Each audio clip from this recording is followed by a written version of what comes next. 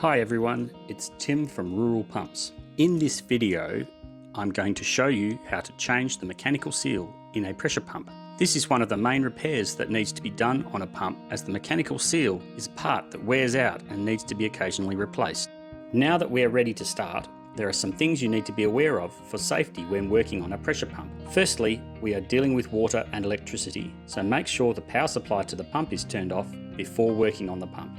Second, a pressure pump means that pipework can contain a lot of water pressure, even if it's stopped. We want to release that pressure safely before we disconnect any pipework. Also, if the pump is connected to a water tank, then make sure you turn off the valve on the tank so you don't risk losing your water when the pump is disconnected.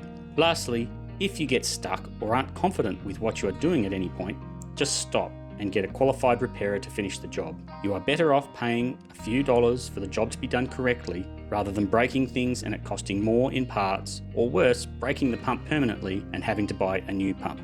The pump we are using is a Davey HS60-08T. This is a very common pump in rural Australia. This is a multi-stage pump with 4 impellers and should create 45 litres per minute at 400 kPa and shuts off at 500 kPa. Here I am testing the pump to find the problem with it. The pump operates properly, produces enough flow and pressure. The thorium controller also shuts off automatically and cuts back in as it should. When I go to look underneath it though, there is a small leak dripping down from the back of the housing. This is the classic sign of a faulty mechanical seal.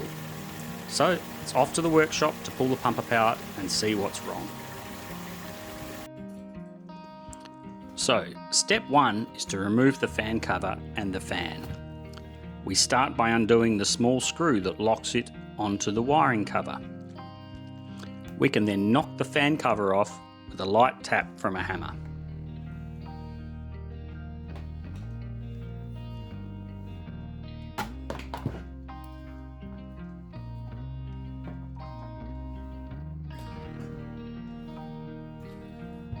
Now the fan is exposed, we use 2 large flat blade screwdrivers to pry it off the end of the motor shaft. It's only held on there as a press-on fit, but if the pump has been in the weather, it can sometimes be a bit rusted and tricky to remove. Patience is the key here if you want to reuse the fan. The next part is to disconnect the thorium controller from the motor.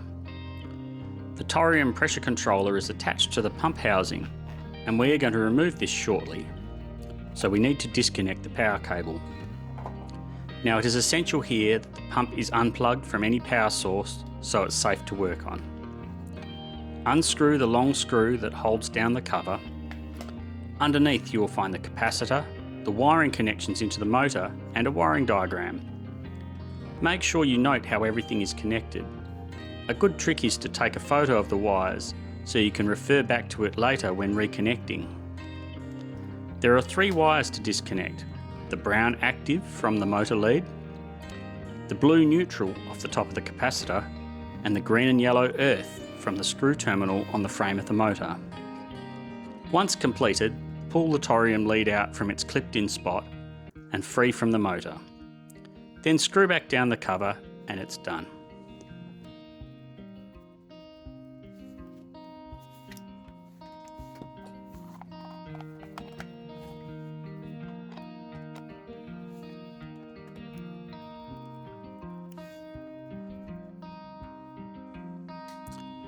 Now we can start to work on the pump.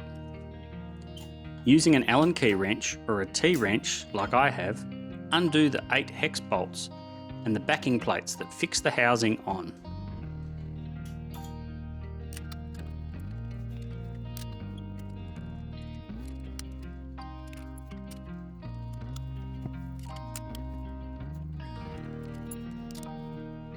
Once all the bolts are removed, the pump housing simply pulls away and exposes the pump internal parts. Make sure to check the housing for any damage or anything unusual inside. This one is perfect with no cracks or damage and is very clean. Firstly, pop off the first stage cover. This is press fit onto the other housings. Now, with a 17mm spanner and a pair of multi-grips, firstly lock onto the motor shaft at the other end where the fan was.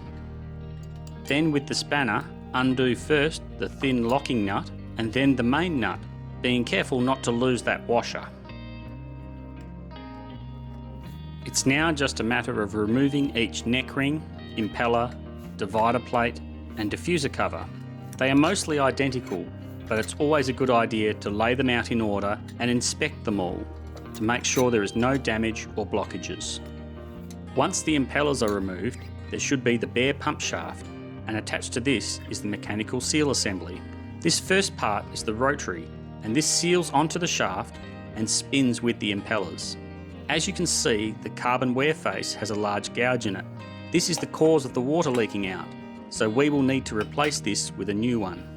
I now pop the back plate of the pump housing out of the motor frame with a screwdriver. It's only pressed in, so just needs to be tapped out. I can then push out the ceramic stationary part of the seal and its rubber boot from the back plate, and also remove the large O-ring that seals the two housing parts together. The O-ring will be reused as it's in good condition, but the ceramic stationary needs to be replaced with the rotary part of the seal. Never try and reuse these, as you always get a new one in a kit. So I've gone and got the new seal from our web shop stock. This is a Type 6 5/8 inch sized carbon ceramic seal and is identical to the one in the pump. On our web shop, you can use the part selector tool to show you what parts you need for your pump. Simply type in your pump make and model and it shows you. Now I take the new stationary part and apply a bit of silicone grease to the rubber boot. Silicone grease helps rubber seals and O-rings bed in properly as they can slide in. It's also a bit sticky, so it helps hold them in place while you assemble everything, and it helps prevent the rubber parts from perishing. We sell handy little tubs of this grease on our web shop too. Now push the stationary and boot back into its seat in the back plate and pop the back plate back onto the motor. It's also a good time to just quickly inspect the O-ring and give it a quick coat of silicone grease too.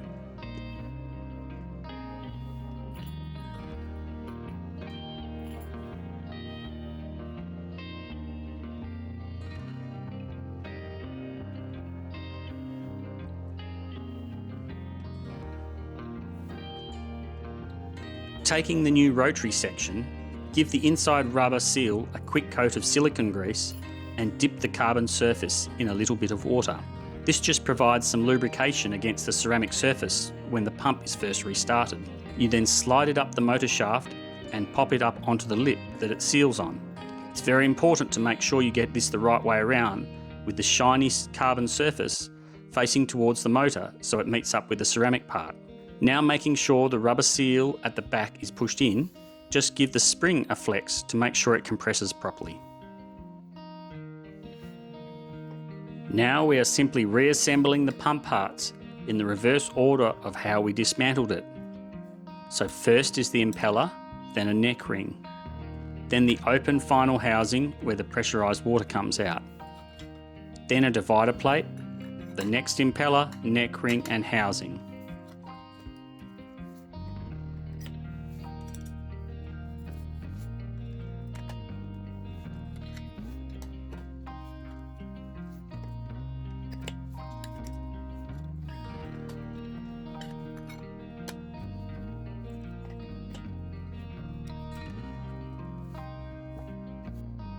Once all 4 impellers and net rings are installed, then the washer and main nut can be hand fitted.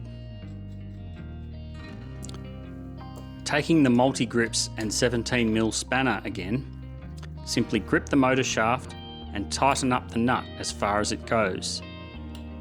The impellers should freely spin, but the housings now stay still. Then screw the locking nut onto the little bit of thread at the end of the shaft and tighten it, and it's ready for the final housing.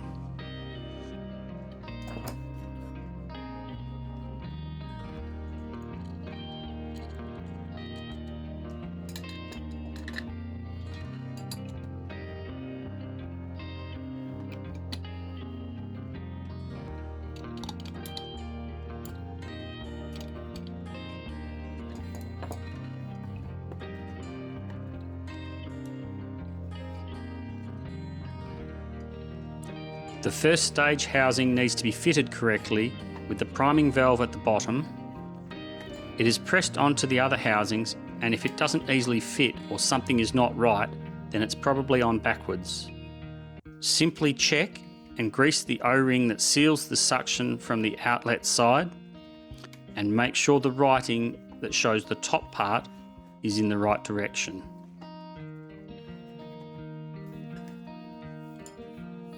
Now we get the main pump housing and slide it back into place over the pump internals.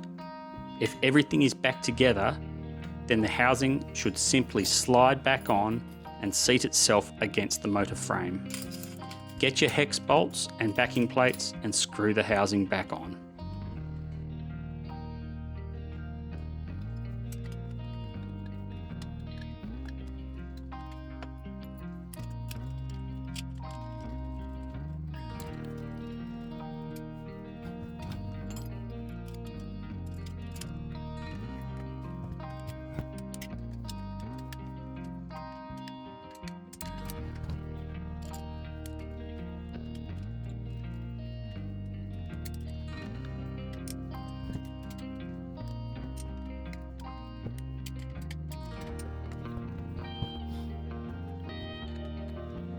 With the housing in place and the bolts done up, we just need to reconnect the toluene controller to the motor.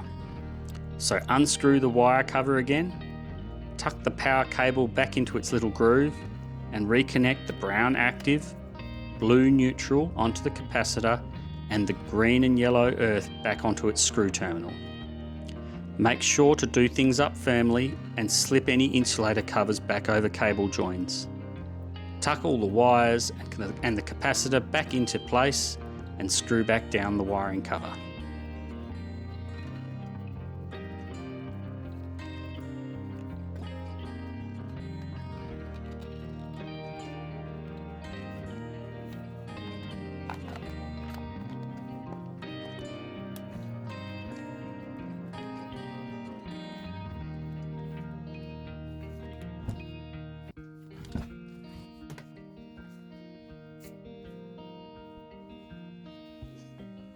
Now just get your fan, press it lightly on, and then using a soft hammer, tap it gently until it's all the way back onto the motor shaft. Then get the fan cover, tap that back into place and secure it with the screw.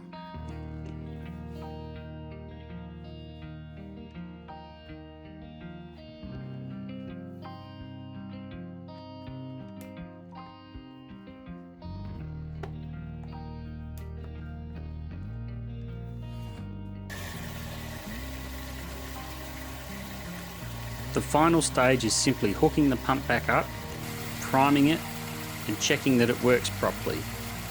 And now when we check, there is no more leaks coming out of the bottom of the housing.